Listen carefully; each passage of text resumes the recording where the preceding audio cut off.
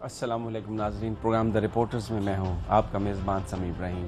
صابر شاکر یہاں اسلام آباد اسٹوڈیوز میں میرے ساتھ ہیں اور لاہور سے عارف حمید بھٹی نے مجھے جوائن کیا ہے۔ اور اب یہ پروگرام شروع کرنے سے پہلے ایک نظر آج کی ہیڈ لائنز پر۔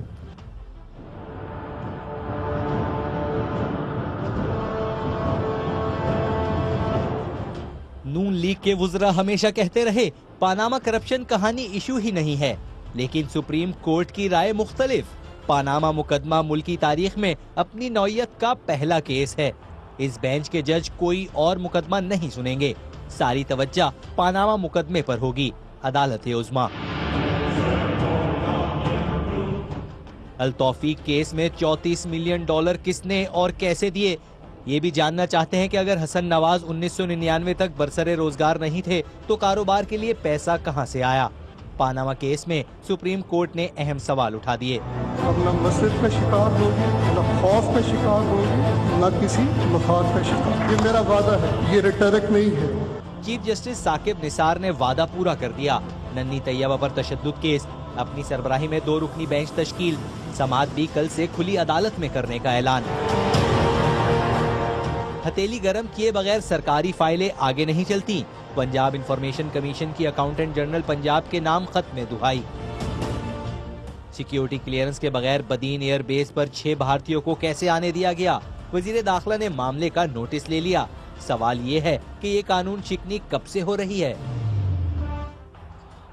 ایک ہیڈ لائن مزید شامل کر دیتے ہیں اس میں۔ آج عمران خان صاحب نے جو پریس کانفرنس کی سپریم کورٹ کی ہیئرنگ کے بعد اور التوفیق کا ذکر کیا کیس کا، جس میں $34 ملین کی ادائیگی کا معاملہ ہے، تو عمران خان صاحب نے کہا کہ اب کون سا آئے گا عربی شہزادہ جو شہباز شریف صاحب کو بیل آؤٹ دے گا؟ پہلے تو قطری شہزادے نے ایک لیٹر دے دیا نواز شریف صاحب کو بیل آؤٹ کرنے کے لیے، تو اس موضوع پر بھی ہم گفتگو کریں گے۔ لیکن سب سے پہلے آج سپریم کورٹ میں جو ہیئرنگ ہوئی، مسلم لیگی وزراء یہ کہتے رہے، ہمیشہ سے کہتے رہے، آج بھی یہی کہ یہ پاناما پیپرز میں وزیراعظم کا کوئی نام نہیں ہے، پاناما پیپرز کوئی اہم ایشو نہیں ہے، یہ ایک سیاسی معاملہ ہے، جھوٹ بول رہے ہیں، معاملہ ختم ہو گیا۔ آپ کو شارٹ سنواتے رہے ہیں کہ دسمبر گیا، نومبر گیا، جنوری بھی چلی جائے گی۔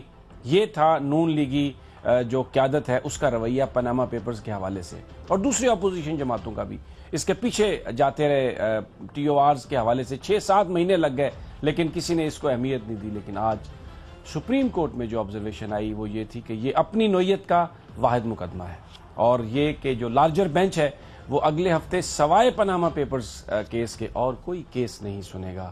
اتنی اہمیت دی ہے سپریم کورٹ نے، اور اہمیت کیوں نہ دے سپریم کورٹ؟ اس لیے کہ چیف ایگزیکٹو اس ملک کا، اس پر الزامات ہیں کہ اس کے خاندان نے پیسے بنائے، خرچ کیے، انہوں نے پیسے بنائے بیونڈ مینز، کوئی منی ٹریل نہیں ہے۔ اور یہ پاناما پیپرز جو ایک بین الاقوامی طور پر اس چیز کا پتہ چلا، تو very rightly supreme court of Pakistan نے اس کو اہمیت دی۔ اور اسی سے میں پروگرام پہلے آج بھٹی صاحب کی طرف جاتا ہوں۔ بھٹی صاحب، بڑی اہمیت یہ قرار دیا اس کیس کو سپریم کورٹ نے، اور لارجر بینچ اگلے ہفتے اس کا کوئی جج جو ہے کوئی اور مقدمہ نہیں سنے گا، اسی پہ فوکس ہوگا۔ یہ تو آج جو سپریم کورٹ نے جو پیغام دیا ہے، جو لوگ اس کو ہمیشہ سے اس کو دبانے کی کوشش کرتے رہے اس معاملے کو، ان کو تو یہ گھنٹی سمجھ آ جانی چاہیے۔ بسم اللہ الرحمن الرحیم۔ سمیع صاحب، گزارش ہے، پورے پاکستان کی 20 کروڑ نہیں عوام، پوری دنیا کی اس وقت نظریں پاکستان پر ہیں، جو پاکستان کو سود پہ پیسے دیتے ہیں، انٹرسٹ پہ پیسے دیتے ہیں یا پاکستان کی امداد کرتے ہیں۔ اوورسیئرز پاکستانی جو اربوں خربوں روپے پاکستان بھیجتے ہیں اور کرپشن کی نظر ہو جاتے ہیں۔ سپریم کورٹ کی میں تو کہہ رہا ہوں کہ اسیسمنٹ کو میں تو سلام کرتا ہوں کہ انہوں نے اس کیس کی اہمیت کو سمجھا۔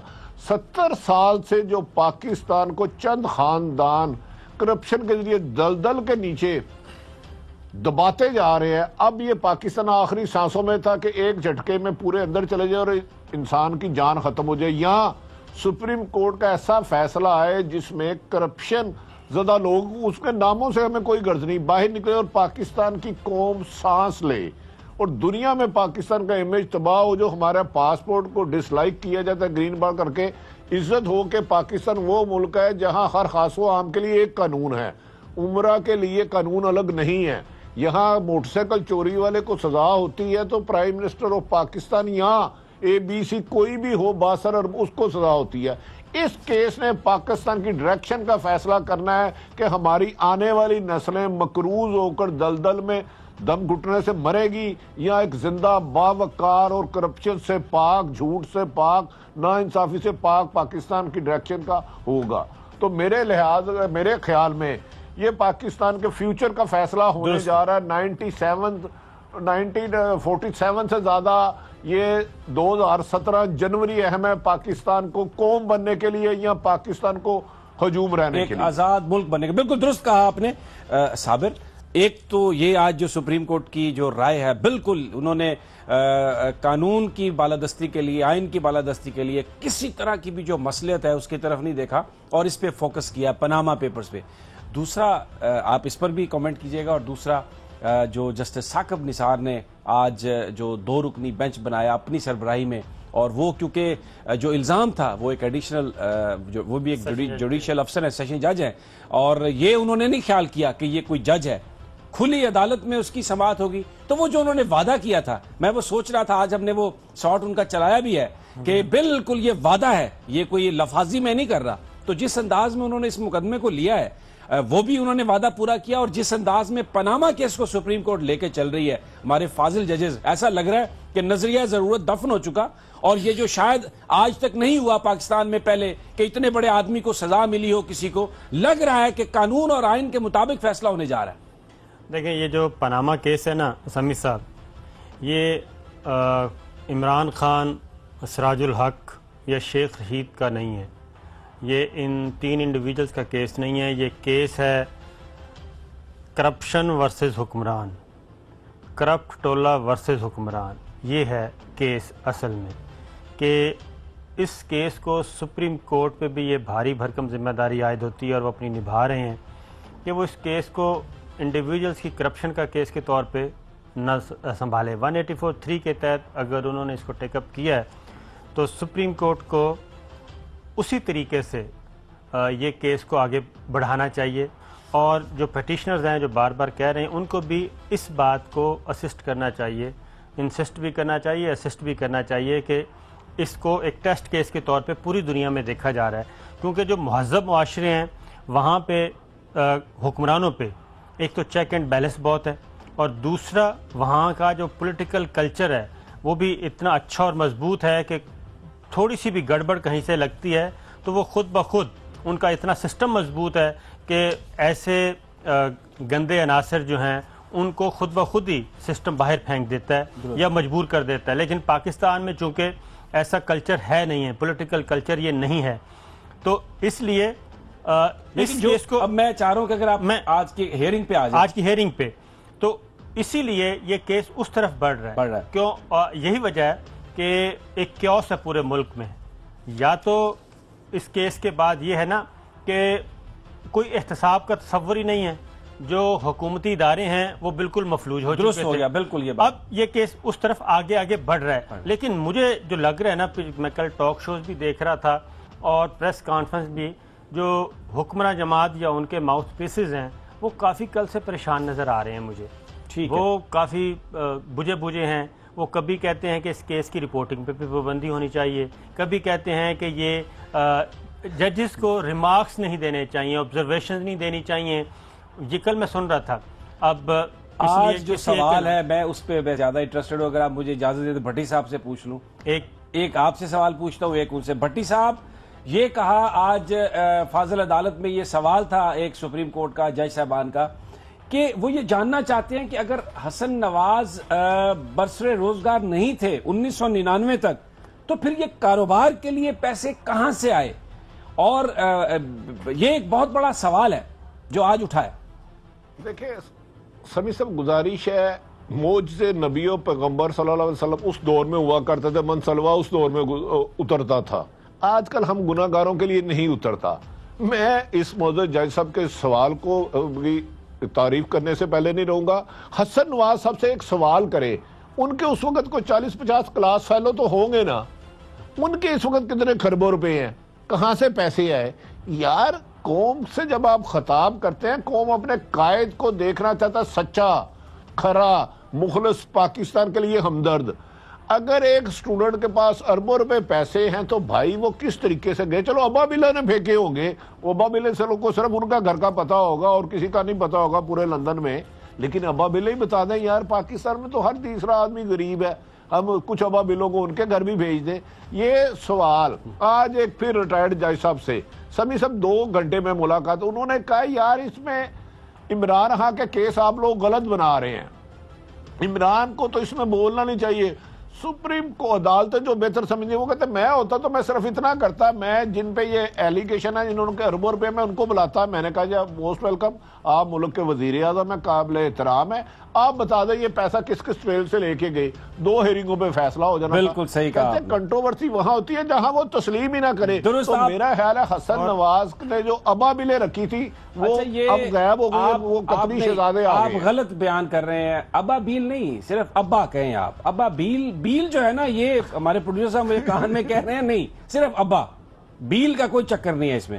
اچھا دوسرا سوال آج جو اٹھا وہ یہ تھا صابر کے، جس میں التوفیق کیس بڑا مشہور کیس ہے، اس کی بڑی ججمنٹ بھی ہے، یہ فلیٹوں کا بھی ذکر ہے کہ اس کے جو $34 ملین کی ادائیگی تھی وہ کس طرح سے ہوئی۔ اگر آپ مجھے 30 سیکنڈ دے تو میں اس کیس کی تھوڑی سی ڈیٹیل بتا دوں ویورز کے لیے بھی کہ یہ التوفیق کیس ہے کیا۔ شریف فیملی کی حدیبیہ پیپر ملز لمیٹڈ جو تھی اس نے التوفیق کمپنی سے قرضہ لیا تھا، اور قرضہ لینے کے لیے میاں شہباز شریف، میاں عباس شریف اور میاں شریف نے اپنی ذاتی ضمانتیں دی تھیں۔ جب ان کی فیملی نے قرضہ ادا نہیں کیا تو التوفیق کمپنی جو ہے حدیبیہ پیپر مل کا قرض واپس لینے کے لیے لندن کی ایک کورٹ میں چلی گئی، جہاں پہ مارچ 1999 کو عدالت نے شریف خاندان کو یہ رقم سود کے ساتھ واپس کرنے کا حکم دیا، لیکن قرض ادا نہ ہوا۔ پھر 5 نومبر 1999 کو عدالت نے شریف خاندان کی لندن پراپرٹی منسلک کرنے کا حکم دیا۔ اب کون سی 4 پراپرٹیز منسلک کی گئی جن میں یہ فلیٹس نمبر 16، 16A، 17 اور 17A شامل ہیں، اور یہ تب بھی نیلسن اور نیسکول کی یہ ملکیت تھی۔ پھر بعد میں یہ $34 ملین کا تصفیہ ہو گیا، جس کے بارے میں آج عمران خان صاحب نے بھی یہ کہا ہے کہ اب وہ پرچی، وہ لیٹر کون دے گا کہ وہ 34 ملین کیسے پے ہوا، کوئی اور عربی شہزادہ آئے گا۔ تو یہ جو سوال ہے التوفیق کی ادائیگی کا، یہ آج پھر عدالت میں کھلا ہے، بڑا امپورٹنٹ سوال ہے۔ دیکھیں بات یہی ہے کہ یہ وہی میں بات کر رہا ہوں نا، جو کہ سپریم کورٹ کے پاس ایک ایسا کیس آیا ہے جس کے فیصلے کے بعد پاکستان میں اس بات کا تعین ہوگا کہ کیا یہاں پہ کرپشن کلچر کو فروغ ملے گا یا پھر بڑے بڑے جو ہیں وہ شکنجے میں آ سکتے ہیں۔ کوئی سسٹم ہونا چاہیے، کوئی چیک اینڈ بیلنس ہونا چاہیے، کیونکہ آج تک یہ تاثر عام ہے کہ پنجاب کا کوئی بھی بڑا حکمران، پنجاب سے تعلق رکھنے والا، جب وہ کوئی جرم کرتا ہے تو ماضی میں بھی اس کو کوئی سزا نہیں ملی۔ اس لیے چودھری اعتزاز احسن بار بار یہ کہتے ہیں کہ ان کو شبہ ہے، ان کو خطرہ ہے کہ اس میں بھی یہ بچ جائیں گے۔ تو مسئلہ یہ ہے کہ یہ تو ہمارے سامنے ہے نا سر، کوئی دور کی بات تو نہیں ہے۔ وزیر خزانہ ضیاء الحق صاحب کے دور میں یہ صوبائی وزیر خزانہ تھے، ماشاء اللہ دور میں میاں صاحب، آج بھی جو انہوں نے ڈیٹیل مانگی ہے وہ عہدوں کی اسی لیے مانگی ہے کہ انہوں نے کب عہدوں پر رہے۔ کانفلکٹ آف انٹرسٹ جو ہوتا ہے وہ یہی ہوتا ہے نا، تو کب رہے، کیا کیا کرتے رہے۔ ایک بات بتا دوں صابر اور بھٹی صاحب، آپ بھی آج جو ارشد شریف صاحب کا شو ہے اس میں وہ ایک رپورٹ جو فیڈرل اینٹی کرپشن کمیشن کی ہے اس میں بڑی ڈیٹیل سے بیان کریں گے، کیونکہ آج جو ایک سوال تھا عدالت میں کہ کہیں کانفلکٹ آف انٹرسٹ جو وزیر اعظم ہے وہ کاروبار اگر کرتا ہے تو 90s میں اس فیڈرل اینٹی کرپشن کمیشن کی رپورٹ میں ہے کہ مختلف SROs کے ذریعے قوانین میں ایسی تبدیلی کی گئی، اربوں روپے نواز شریف صاحب نے کمائے، اور یہ عدالت کا سوال تھا، بڑا اہم سوال۔ پاور پلے میں اس کو آپ کو اس کی پوری ڈیٹیل مل جائے گی آج۔ جی تو ایک بات، دوسری بات آپ نے پوچھا تھا چیف جسٹس ثاقب نثار صاحب کا سو موٹو، ہاں جو آج تو دیکھیں انہوں نے کیا کیا ہے۔ اب اس میں بھی افتخار چودھری صاحب کیا کرتے رہے ہیں، افتخار چودھری صاحب مضبوط ترین چیف جسٹس، لیکن انہوں نے کبھی بھی اپنے ادارے کو صاف کرنے کی کوشش نہیں کی، جوڈیشل ریفارمز کی کبھی بات نہیں کی، لوور کورٹس میں محاسبے کی بات نہیں کی، بلکہ ان کے دور میں ججز کو اوپن کورٹ میں باقاعدہ طور پہ زد و کوب کیا گیا، لیکن انہوں نے کبھی اس بات کو کسی بھی ذمہ دار کو سزا نہیں دی.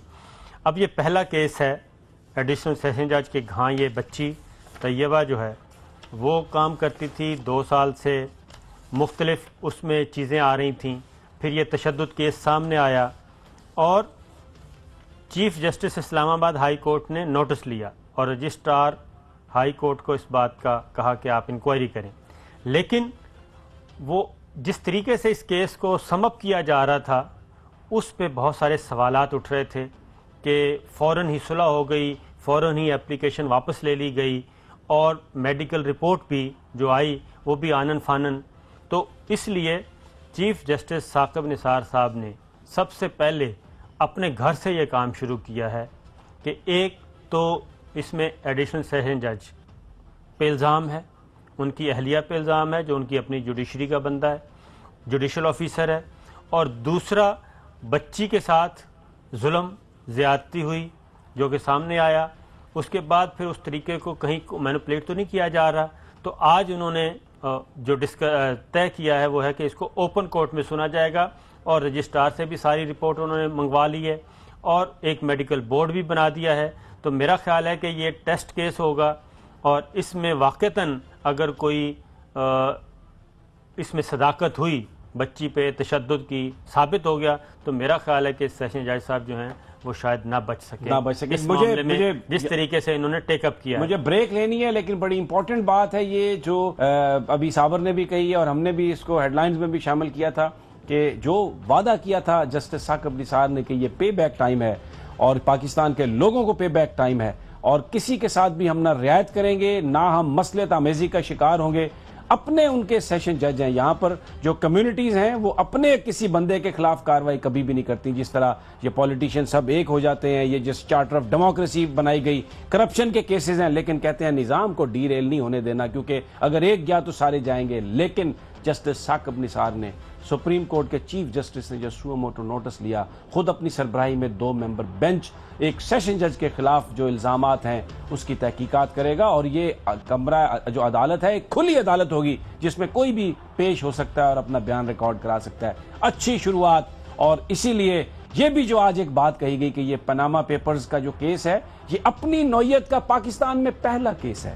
اپنی نوعیت کا پہلا کیس تو پھر یہ بھی قوم توقع کر رہی ہے ہو سکتا ہے کہ یہ اپنی نوعیت کا کوئی پہلا فیصلہ بھی آ جائے. باقی خبریں بھی ہم پروگرام میں شامل کریں گے, ان پر بھی گفتگو جاری رکھیں گے لیکن ایک مختصر سے وقفے کے بعد.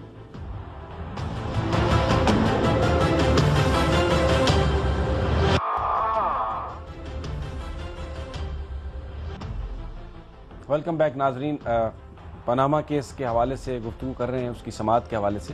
آج عمران خان صاحب نے ایک تو جو بات پہلے آپ سے ڈسکس کر چکے ہیں کہ اس کو بچانے کے لیے اب شہباز شریف صاحب کو بچانے کے لیے کون سا شہزادہ آئے گا, اور دوسری بات اس پر بڑی گفتگو کی جا رہی ہے کہ جناب عمران خان صاحب نے یہ کہا ہے کہ ہمارا کام تو صرف الزام لگانا ہے, ثبوت حکومت لے کے آئے. اب جو انہوں نے بات کہی اس کا مقصد یہ تھا کہ جو بھی حکومت کی انوملیز ہیں اس کے بارے میں ہم اس کو ہائی لائٹ کرتے ہیں اور پوزیشن کو کلیئر کرنا تھا. حکومت کا کام ہے کہ یہ بات ہے یا نہیں ہے. صابر اس کو ایشو بنا رہے ہیں, اس پہ عمران خان کو لتاڑنے کا پروگرام اتنا وہ کنکاکٹیڈ اور اس انداز میں گفتگو کی جاتی ہے کہ جو بندہ یہ کہہ رہا ہے الزام آپ پر لگے ہوئے ہیں وزیر اعظم صاحب آپ کے خاندان پر کہ آپ نے مال بنایا ہے, اس کا جواب دیں, آپ ثابت کریں کہ یہ اصلی پیسہ ہے, تو وہ اسی کو بات بنا کے تو عمران خان کو لتاڑنے کا پروگرام ہے. وہ اس کی وجہ یہ ہے کہ جب یہ کہا جاتا ہے نا کہ یہ مقدمہ اس وقت شیخ رشید صاحب, سراج الحق یا عمران خان ورسز شریف خاندان نہیں ہے, تو اس کا مطلب بھی یہ ہے کہ سپریم کورٹ کے پاس ایک معاملہ ہے. پہلی بات تو یہ ہے کہ پاناما کسی پاکستان کے کسی آئی ایس آئی نے نہیں لے کے آیا, نہ کوئی فوج لے کے آئی ہے, نہ کوئی سیاسی جماعت لے کے آئی ہے, نہ کوئی اپوزیشن لے کے آئی ہے. ایک اللہ تعالیٰ کی طرف سے ہوا کہ کرپٹ ٹولے کو بے نقاب ہونا تھا, کرپٹ مافیا کو بے نقاب ہونا تھا, وہ ساری چیزیں سامنے آ گئیں. اب اپریل سے آیا ہوا ہے, اس کا کوئی جواب دینے کے لیے تیار نہیں ہے. معاملہ سپریم کورٹ میں گیا, 184(3) کے تحت سپریم کورٹ نے اس کو ٹیک اپ کیا. اب جب 184(3) کے تحت ہم کہتے ہیں کہ ٹیک اپ کر لیا, تو پچھلی جو ہیئرنگز ہوئی تھی اس میں عدالت یہ بات کہہ چکی ہے کہ بارے ثبوت پیٹیشنرز پر, ریسپونڈنٹس پہ ہے, میاں صاحب پہ ہے, میاں صاحب کے بچوں پہ ہے. انہوں نے بتانا ہے کہ ان کے پاس یہ جو وسائل سے زیادہ جو شو ہو رہی ہے، ٹیکسوں سے زیادہ جو شو ہو رہی ہے پراپرٹیز پوری دنیا میں، یہ کہاں سے آئی؟ تو ثابت تو انہوں نے کرنا ہے۔ عمران خان نے، شیخ رشید صاحب نے، سراج الحق صاحب نے ایک چیز کی کہ وہ معاملہ لے کے چلے گئے سپریم کورٹ کے سامنے۔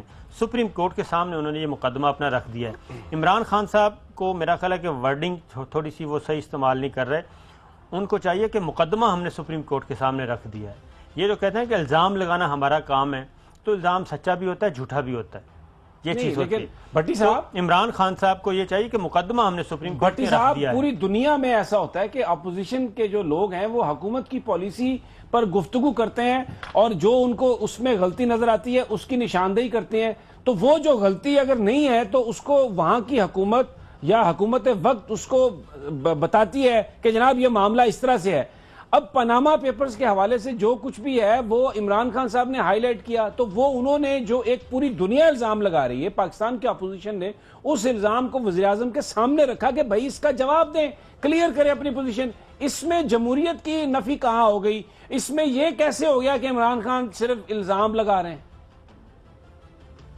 سبھی صاحب گزارش ہے، آپ اور صابر صاحب بہت سینئر اینکر پرسن ہے، میں کمزور آدمی ہوں، آپ کو جھانکے رہنے والے، آپ کو اردو آتی ہوگی۔ ہمارے مسلم لیگ نون کے دوستوں کا حساب یہ ہے کہ پنجابیاں اچھا اردو ایک مثال ہے کہ آپ کسے جئی نہ، مسلم لیگ نون والوں کا بات اس وقت حالت یہ، آپ کسے جئی نہ تو گل کرنو رہی نہ۔ او میرے بھائی، عمران خان کوئی انویسٹیگیشن افسر ہے؟ انویسٹیگیشن افسر تو نہیں ہے۔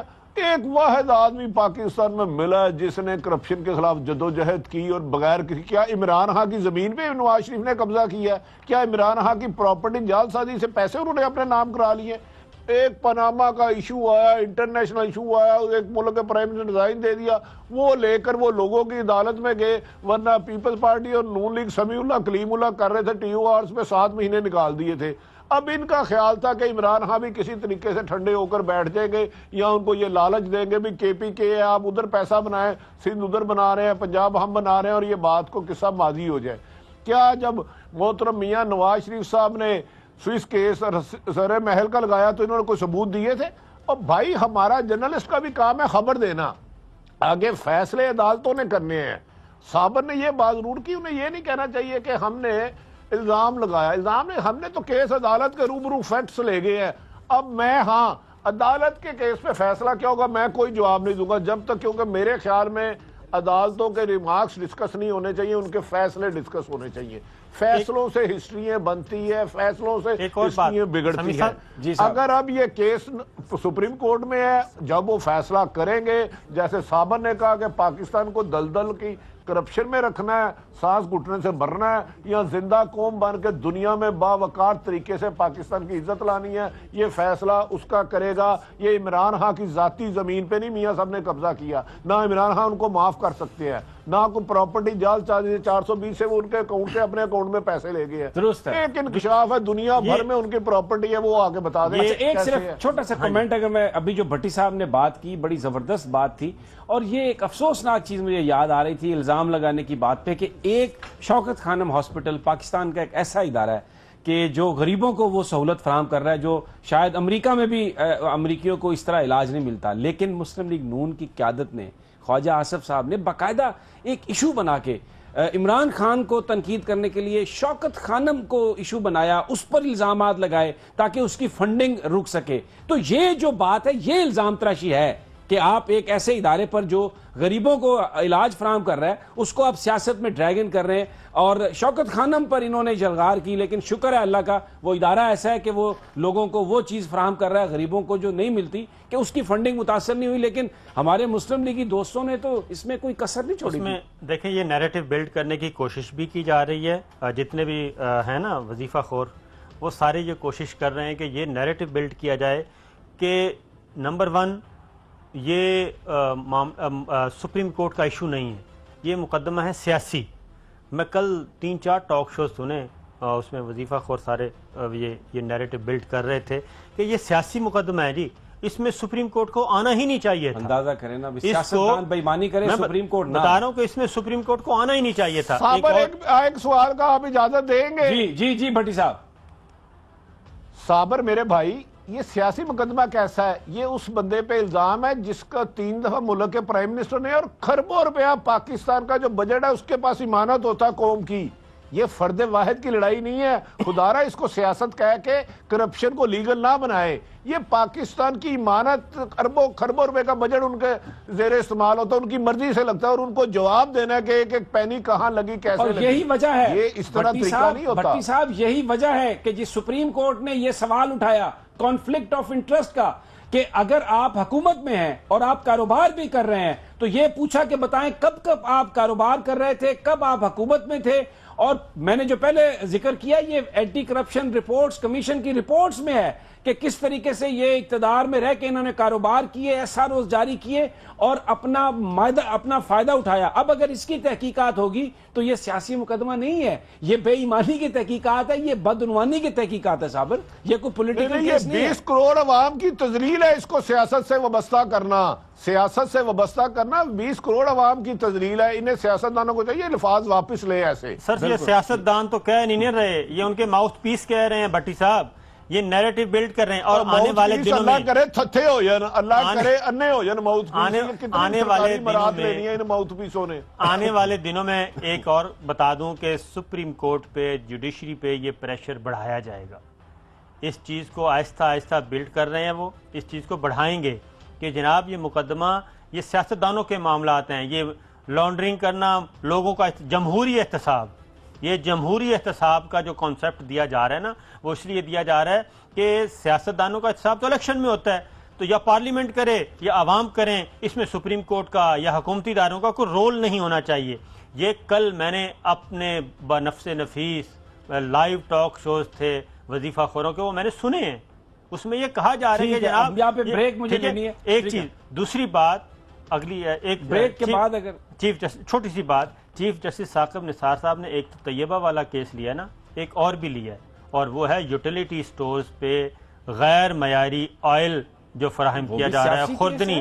وہ بھی اس لیے کہ وہ جو خوردنی تیل آ رہا ہوگا کسی سیاستدان کی فیکٹری میں بن رہا ہوگا، تو وہ بھی سیاسی کیس، ٹھیک ہے نا. تو وہ بھی لیا ہے. یہ آہستہ آہستہ چیزیں ہم نا آ رہی ہیں. ہمیں یہاں پر بریک لینا ناظرین، لیکن بریک پر جانے سے پہلے میں آپ کو ایک ہماری کوارڈینیٹر ہیں اندلیب، انہوں نے ایک شہباز شریف صاحب کی تصویروں کے ساتھ ایک گانا سا ایک بنایا ہے، کیونکہ جب آج عمران خان صاحب نے کہا کہ اب شہباز شریف صاحب کی باری آنے والی ہے، تو وہ کس قسم کی ایکٹیویٹیز میں ہیں، ان کی ایک تصویریں اور جس انداز میں وہ کام کرتے ہیں. ہم بریک پر جاتے ہیں، لیکن جانے سے پہلے میں پروڈیوسر صاحب سے کہوں گا اگر وہ آپ دکھا دیں تو.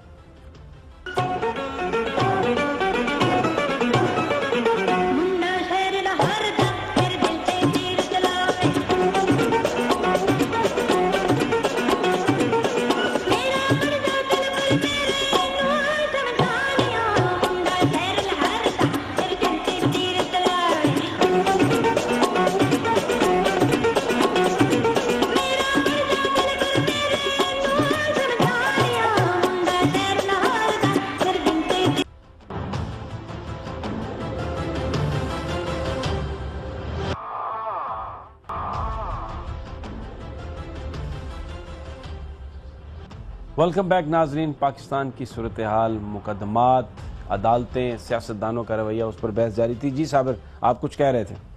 میں وہی کہہ رہا تھا نا کہ ایک تو طیبہ والا ہے نا، سو موٹو لیا، دوسرا لیا آئل مل، یہ جو یوٹیلیٹی سٹورز کو غیر معیاری خوردنی تیل جو ہے وہ سپلائی کیا ڈائریکٹلی، جس سے لوگ جس سے لوگ عام آدمی متاثر ہوتا ہے، کیونکہ یوٹیلیٹی سٹورز کا مقصد یہ ہے کہ جو کم آمدنی والے ہیں ان کو سبسڈی دے کے وہ چیزیں فراہم کی جاتی ہیں، اور اگر وہ غیر معیاری فراہم کی جا رہی ہیں تو اس کے بعد آپ کو اندازہ ہوگا پھر کیا ہے. لیکن اس میں جو چیزیں سامنے آئیں گی وہ یہ ہیں کہ کس کس فیکٹری سے کتنا کتنا آئل اور کون کون سا آ رہا ہے، وہ زیادہ امپورٹنٹ ہوگا.